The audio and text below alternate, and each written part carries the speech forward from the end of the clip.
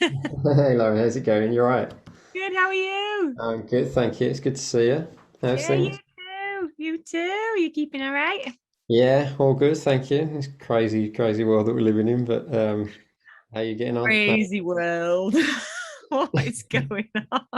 Oh, gosh. Mad. Absolutely How's, mad. how's things for you, and how's mom life been over the Yeah, last couple great. of Absolutely great. Thank you. I've just been laughing because I can hear Tom singing the Grand Old Duke of York months? downstairs. But yeah, I love it. I absolutely love it. Thank you. It's an exciting time for you, isn't it? Because the new album's Yeah. coming 23rd of April, and I love the songs that I've heard from it so far. So how excited are you to finally get that project out? Because I know it's a personal one for you. Oh, thank you so much. Yeah, I'm so excited. I know I've just been thinking about it a lot recently. When you think about the accumulation of all the hours and you know, all the thought and the thought process. I mean, literally going way back to even just it just being a seed of an idea and before there's any songs and just thinking, am I ever going to do another album? Yes, I am. And then you start with the first song and then it's sort of have I, can I do another album? It's a big task and it's like you feel like you're at the bottom of the mountain at that point. And then yeah, and then before you know it, it's a week away and people are going to be able to hear it soon. So yeah, I'm just so thankful that I've been able to release music at this point. And I'm really thankful that the album was finished just before lockdown as well. It was just really, really good timing in terms of signing it off. And obviously it got mixed in lockdown, but the recording had been finished at that point. So yeah, being able to just kind of enjoy being a mum for the last sort of 9 months, knowing that the album's done and yeah, just building up towards that. Yeah, well, you co-produced it with Tom, who you mentioned earlier.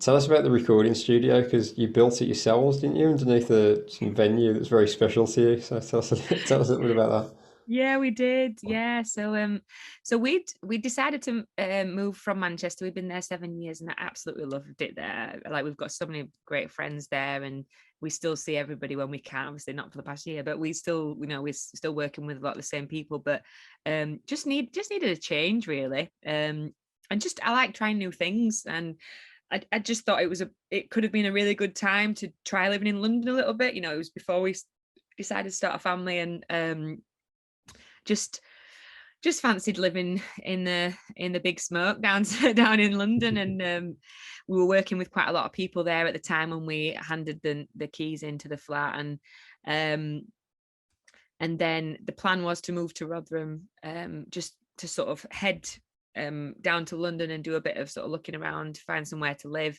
And then the day we moved back, we actually got offered a studio space. We were looking for somewhere just to store everything because we got all our stuff. And this guy who had the venue had heard what we were doing, and we've got a really nice sort of reputation in Rotherham, and we've got nice following. People have been following what we've been doing for years, and that is, I guess, there's a bit of a sense of pride, which is really nice, from both sides, from me and for people that live here. And he said, "Oh, why don't you just start open a studio, set up a studio, and then you could kind of record whenever you want." And we were like, well, we've thought about doing it in the future, but we'd not thought about doing it at that point.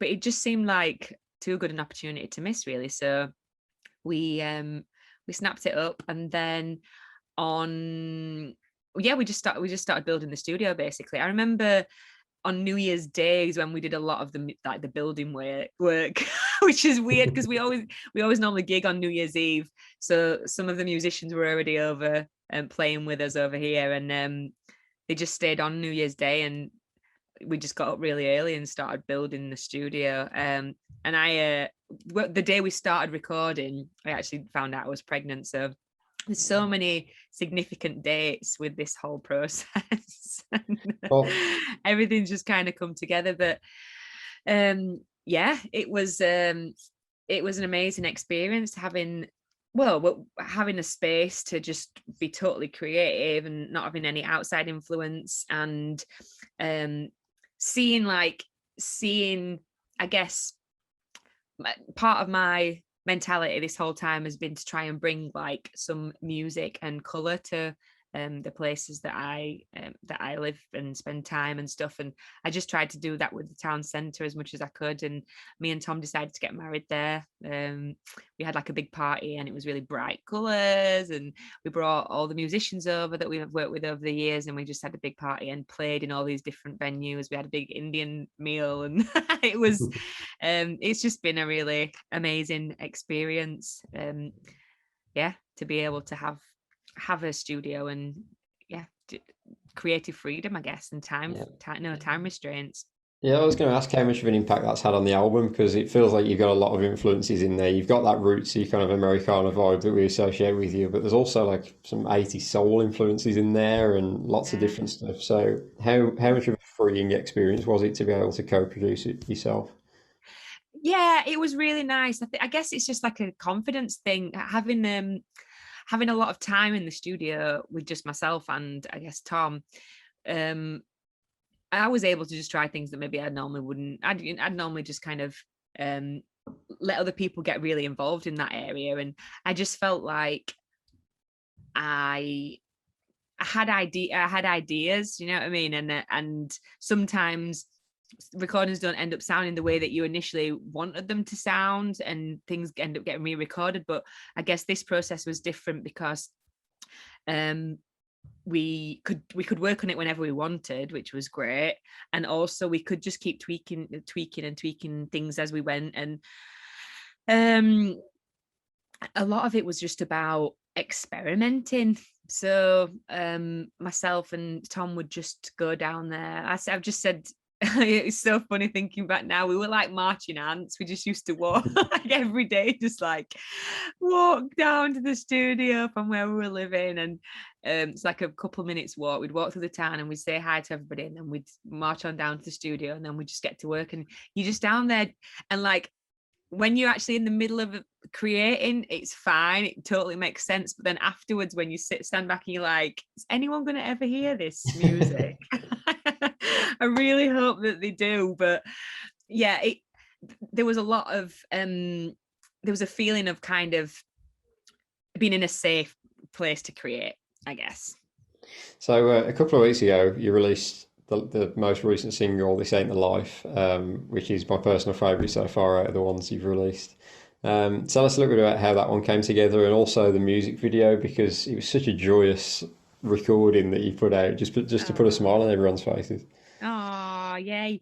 Yeah, I love that song. I absolutely love it. And that was one of the earlier ones that were written, to be honest. We had the whole song, apart from the lyrics to the chorus. We had the chorus, but I tweaked that about a million times, just because I wanted it to sing really easily, and I wanted it to sound right with the melody. And it wasn't singing right. Some things weren't really sitting right. And then when I kind of stepped back out of it and left it alone for a little while, and then concentrated on the album, and then came back to it and was like, this song's got to be on the album, like I just need to figure this out. And then it came really quick then. But sometimes you do need to do that. I think you've just got to like step back. And yeah, it's just a really fun song. And I guess it's really like poignant at the minute as well, which I wasn't expecting, because obviously it was written, kind of the idea for it was written quite a while ago. But yeah, just escaping the mundane, and wanting to just kind of let loose a little bit and just do something different and enjoy yourself, and focus on the things that like make you come alive, if you know what I mean. So yeah, it is a joyous song, and I'm glad everyone's got that from it. The video was like, I guess I just mentioned about bringing music and color to places. Like that's been a bit of a theme throughout this whole process. And the bridge where we filmed the video is a bridge that I walk over every single day since I've lived in Sheffield. I've walked over it every single day. It's in a place called Kelham Island, which is like the industrial heart of like Sheffield. And you do get a lot of people live there now, and it's like there's loads of creative people around. And I walk over that bridge every single day and like look at the ducks and stuff. And I've started seeing the same people, obviously, because everyone's doing the same walk in lockdown. Everyone's just doing the same walk. So I've started saying hello and stuff. And when I was thinking about what to do for it, I just thought I want to do something fun. We're still in lockdown, so I don't want to kind of push that at the minute. I just want to, I just want to do something that's fairly simple, and it's not going to require too much stress for anybody. But I want to do something that's fun and that other people can like get something fun out of as well. So yeah, we just decided to on a sunny day just head out and just have a bit of fun and get a one-shot video. And yeah, the guy that we work with actually is working out of, he's a photographer slash videographer. He works out of the building where my studio now is, which is in Sheffield, because I've had to move obviously because of everything that's happened in the past year. And he's a young guy and he's just got a great eye for everything. And he's been doing a lot of my one-shot videos. It's become a bit of a thing really for me. And yeah, just bringing music and color and joy, hopefully, to the area. Yeah. Well, speaking of music videos, I wanted to ask you about What's Troubling Your Child as well, because am I right in thinking that was filmed in New Orleans?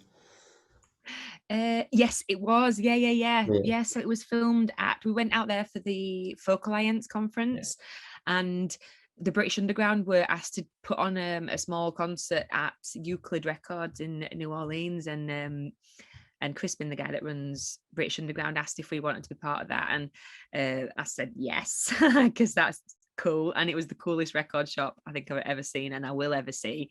And luckily I think they've managed to get through like this whole lockdown and stuff, because I think they weren't sure if they were going to be able to, but they have. And it's just a like phenomenal record store in the middle of New Orleans. It's so cool. And so yeah, I was able to do some recording in there and play a little gig. That's very cool. And you've also got a show coming up as well, 27th of April. You're bringing the Tuesday nights back live from Sheffield. So tell us about that and how people can get involved. Yeah, so I am going to be playing the whole album start to finish, with I guess a little strip back lineup. So there's going to be a couple of musicians on it, but it's not going to be the full band as normal. We're going to be concentrating on just playing the songs and talking about the songs. And it's going to be live from the studio where I am now. And you can get tickets via they should be on my website, but they're also available from rootslive.online/live events. And you can also, you can get them from on my website if you go to store, and then it takes you through to my Music Glue store, and they're available from there. But yeah, tickets are £10, £11 on Music Glue, and it's going to start at 8 o'clock, and I'm probably going to play a couple of extra tunes as well, depending on what people want to hear. But yeah, it's all going to be like high quality audio and visuals through Northern Cowboy Films. Great stuff. We look forward to that. Well, Lauren, thanks so much for doing this today. Appreciate you taking the time to have a chat. And yeah, best of luck with the new music. We're excited for you. Oh, I really appreciate your support. Thank you so much.